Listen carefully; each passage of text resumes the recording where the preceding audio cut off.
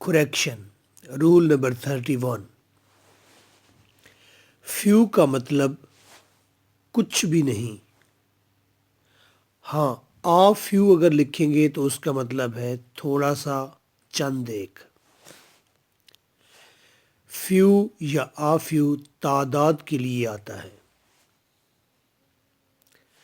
I have few books.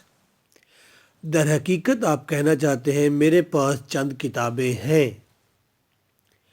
आप कह रहे हैं मेरे पास कुछ भी नहीं है, कोई किताब नहीं।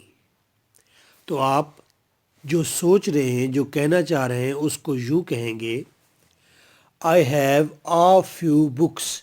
मेरे पास चंद एक किताबें हैं। सिंपल। एग्ज़ाम में जहाँ फ्यू लगा होगा आपने वहाँ पर आ फ्यू कर देना है, बस। Now I'm giving you a sentence to correct it. Mr. Chips had few students. Correct it. जहाँ पर आपने बताना होता है कि मेरे पास कुछ भी नहीं है, मेरे पास कोई किताब नहीं है, तो फिर वहाँ पर आप नो या नॉट से हेल्प लेते हैं, फ्यू का जिक्र नहीं करते। अब ये वेरी सेंसिटिव मामलात में कहीं पर फ्यू आता है, कहीं पर आयरनी या स्टायर या तंज वगैरह होता है तो वहाँ पर फ्यू का जिक्र आता है। अदरवाइज़ आपने जहाँ भी लगाना है आ फ्यू लगाना है।